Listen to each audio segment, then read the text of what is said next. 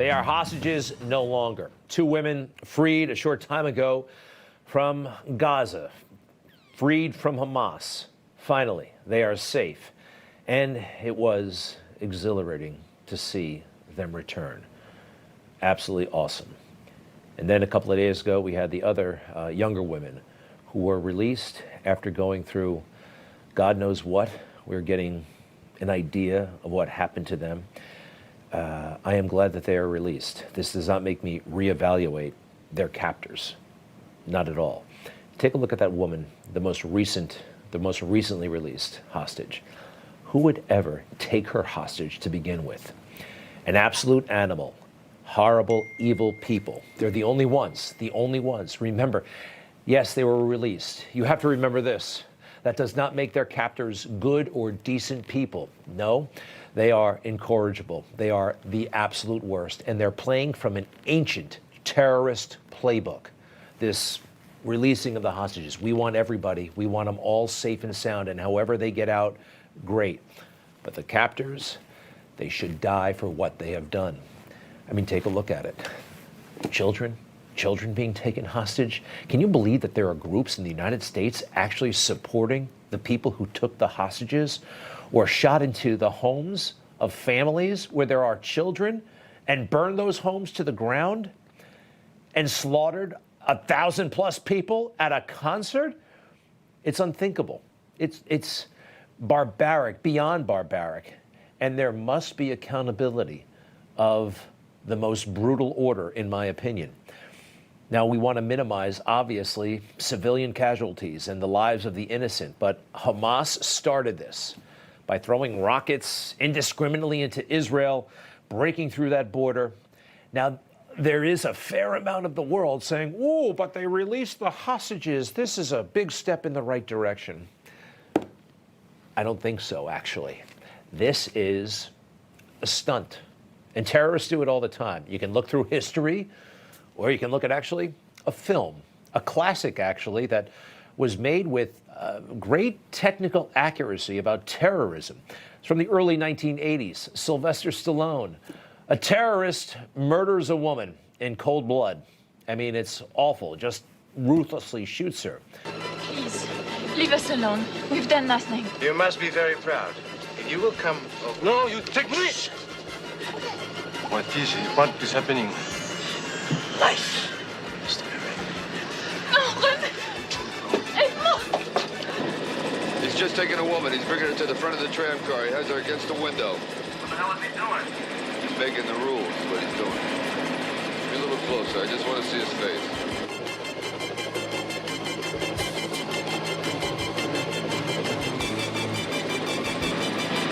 This one's for you, De Silva. Oh, Christ, don't do it. And the terrorists know they are playing us, especially the media, even in the movies. You're wasting your time. As you see, I'm not to be taken lightly. We hear you. Before we go any further, there's an infant here. I want it taken off. I don't want the press to write that I'm a man without a conscience. So this remains a battle, good versus evil. It's very, very simple, even though the Biden administration is trying to complicate it because they're intimidated by the far left. They're intimidated by Barack Obama. The Biden administration has the nerve to be lecturing Israel about its predicament and telling Israel what it should do. In a leaked story to the New York Times, the U.S. raises concerns about Israel's plan of action in Gaza, officials say. Anonymous sources and all that kind of thing, but let's go through it. The Biden administration is concerned that Israel lacks achievable military objectives in Gaza. Next, please. And that the Israel Defense Forces are not yet ready to launch a ground invasion with a plan that can work. Defense Secretary Lloyd Austin has stressed the need for careful consideration of how Israeli forces might conduct a ground invasion of Gaza. And American officials have become increasingly concerned that a ground invasion in Gaza could lead to a huge loss of civilian lives. We don't want there to be a huge loss of civilian lives, but Hamas started this, and it happens in war. You want to minimize it, you want to do whatever you can, but it happens, and it always happens, and it always will happen. Who is America right now, and I'm sorry to say this, to lecture anybody about the conduct of war? We are on a losing streak, big time. The way that we got out of Afghanistan, it sent a signal to the whole world, including the Chinese, including Hamas, that we are incompetent, indecisive, and beatable. Yes, beatable. And the Taliban taking over about 12 hours before we even left, there they are in the Afghanistan equivalent of the Oval Office, the Taliban back in charge. And the people who made this happen, the people who made chronic mistake after mistake, they all still have jobs or were allowed to retire with dignity. The Secretary of Defense, National Security Advisor, Secretary of State, you name it, they're all there. Milley held his job for another 2 years, 2 years. Not only did we lose in Afghanistan, this same team, they could not beat ISIS. It was the same team under Obama, and they had no luck, no will, no fortitude. They were rolled. We were rolled as a country. And Obama was running the show back then, and he's making noise now about the situation, and his anti-Semitic roots are on plain display. This is right out of, my gosh, I was shocked that he actually wrote this. You ready for this? Palestinians have also lived in disputed territories for generations, that many of them were not only displaced when Israel was formed, but continue to be forcibly displaced by a settler movement. This is incredibly inaccurate, basically a lie. This is straight out of the anti-Semitic playbook and worldview, and incredibly insensitive at this moment with what Israel is going through. And the Palestinians were offered a state in 1948. They rejected it, and all of the Arab world. And since then, there have been 3 wars to eradicate Israel. I wonder if Barack Obama really in his heart believes that Israel has a right to exist. I wonder. In his heart, right? For real. If he's going to go here at this time, you have to wonder. He is, after all, Barack Obama. Make that Barack Hussein Obama. Under ordinary circumstances, his middle name has nothing to do with anything. But I think we all see where his allegiance lies. It's certainly not with America right now and not with our strongest ally. I want to bring this up about ISIS, all right? This man let ISIS thrive. Donald Trump beat it, as he promised. Nobody would be tougher on ISIS than Donald Trump. Nobody. And he was right. It was eradicated. When's the last time you heard about ISIS? Well, under the Biden administration. After 2018, ISIS was gone, and he never got the credit. Anyway, Middle East got some freedom, a dose of it, at least. I want to talk about this now. Humans are better than, smarter than, and more necessary than computers, technology, and this artificial intelligence. And a lot of folks don't realize that. We need to remind ourselves that without the human input, without the human touch, we are all vulnerable. We're going to make horrible mistakes, and things are going to get worse. There are 2 major examples from Gaza to, well, the Gilgo Beach guy. You know about the Gilgo Beach serial murder case? It was solved just a few months ago, but it should have been solved about a decade ago. I was talking about this when they found the guy. There were so many mistakes that were made. The New York Times, actually, to their credit, pointed it out. The botched hunt for the Gilgo Beach killer over the weekend. We knew so much, or the authorities knew so much about this guy, and they should have had it, all right? Let's go through it. They knew all the way back in 2012, the car, it was a Chevy Avalanche. They had a description of the subject. They knew the hometown the guy lived in, Massapequa Park, and they also knew where he worked, in Midtown Manhattan. The car, a Chevy Avalanche, that's a relatively unique car with a fairly unique feature, that kind of parallelogram or whatever you want to call it, the slanty triangle in the back. The town, and we know this because of cell phone records, Massapequa Park, a tiny little hamlet of 17,000 people, something like 1,000 or so structures. They could have pounded the pavement to find the guy with that car who met the description, 6'5", an ogre. That was Mr. Hoyerman, all right? That was him. He was the one guy. and that he was able to kind of hang around for 10 years. You know why? Because when they put all of those things in a computer, the computer didn't give him back his name. The computer said, no such car exists in this area. Oh, well, the computer says it doesn't exist, so they moved on for 10 years. Computers are often wrong. And they can be fooled. You know, who was guarding the border between Gaza and Israel?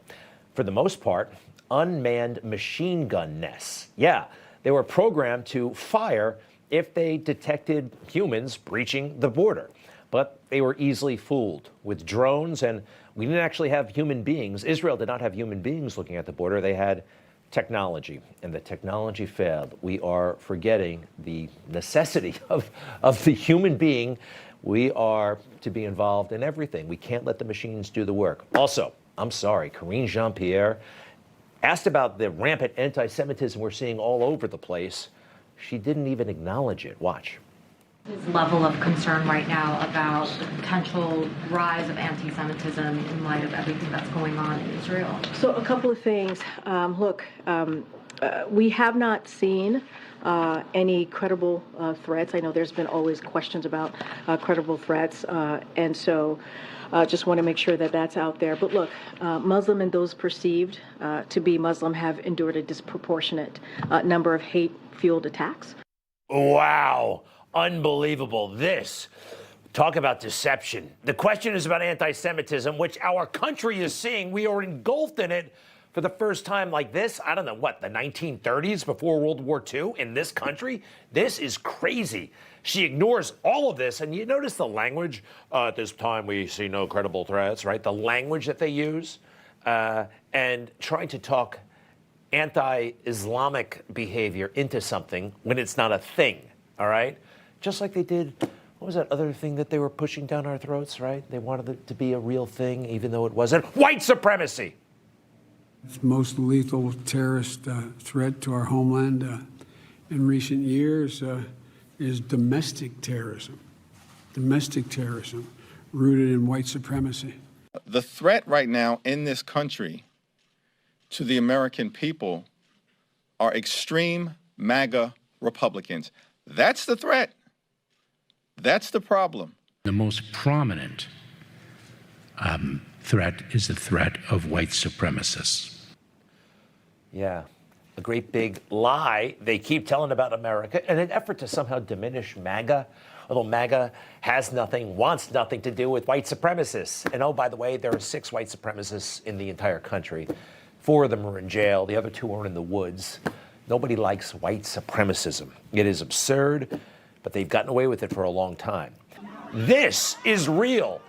Pro-terrorist activists beating up on Jewish people and beating up on Christian people. The individual here works for Turning Point USA. Charlie Kirk will be updating us about the situation in a little bit. He started Turning Point USA. I see this more and more. You too, right? Missing people in Israel. As a show of solidarity and support, a lot of their pictures have been placed in public spaces around the U.S. And people who hate Jews are ripping down those pieces of paper. I mean, these people are being held hostage, right? I mean, aren't our hearts with them? Aren't we thinking about them? Look at this guy. They're not sympathetic. This is like defacing, you know, those missing kids on the side of milk cartons, right? Who could have an issue with that? Who can have an issue with these poor people who are in custody, not in custody, in a dungeon underground in Gaza? Brings me to 9/11, September 11th, 2001. I've been hearing about it a lot, that somehow America reacted emotionally after the attack. And the message is, well, Israel, you shouldn't be emotional like the U.S. was emotional. Listen. I caution this: while you feel that rage, don't be consumed by it. After 9/11, we were enraged in the United States. While we sought justice and got justice, we also made mistakes. After 9/11, America was traumatized. It acted out of emotion and fear and rage. And looking back, there were a number of things the United States did that didn't help achieve the objectives it was looking for. Americans after 9/11 were enraged and heartbroken, but we also made mistakes. So the message is we were so mad that we made stupid decisions, right? Now, we definitely made stupid decisions, but they weren't emotional decisions. They were decisions that George W. Bush was thinking of even before September 11th. The guy to the left of W there, that's Paul O'Neill, his first Treasury Secretary. Paul O'Neill reported in his own memoir that George W. Bush was talking about invading Iraq at the very first cabinet meeting in late January, early February of 2001. Something to do with the old man, one-upmanship with the father, George Herbert, right? Very strange. And when it came to Afghanistan, we didn't exactly rush. We gave al-Qaeda, Osama bin Laden, Khalid Sheikh Mohammed, and the rest of those murderers a nearly 1 month head start. Yeah, the bombs did not start falling on Afghanistan until October 7th. Why did we give them such a head start? What's up with that? I've been asking this question for years. And sometimes I'll hear, well, we had to set up search and rescue. We had to coordinate with our allies. You know what? We needed to be pounding away on that country, on the Taliban, that very evening. Why didn't we? We have force projection. We have aircraft carriers. What was the holdup? It still makes no sense. And that brings me to Liz Cheney. All this talk about how emotional we were after 9/11, that's actually put her on the defensive because it was her old man, remember, who engineered and lied about Iraq, that whole fiasco. The Cheneys, their name was mud until Trump came along, and then they found an opportunity to rehabilitate themselves. Liz is still going on national talk shows and saying what a good thing the Iraq invasion was. I would say the fact that we had not a single additional terrorist attack, mass casualty terrorist attack in over 20 years now demonstrates that the steps that we took were in fact effective. And I would say the biggest mistake, frankly, post 9/11 was the hasty withdrawal from Afghanistan that President Trump started, President Biden completed. What about the mass casualties in Iraq? The mass casualties on our side, the American side, the Allied side, and on the Iraqi side for 0 weapons of mass destruction. That was a massive, expensive, tragic, wasteful detour. And we have the Cheneys to thank for it. And they made out very well. Liz Cheney, career in government, is worth $7 million. How about the old man, Dick?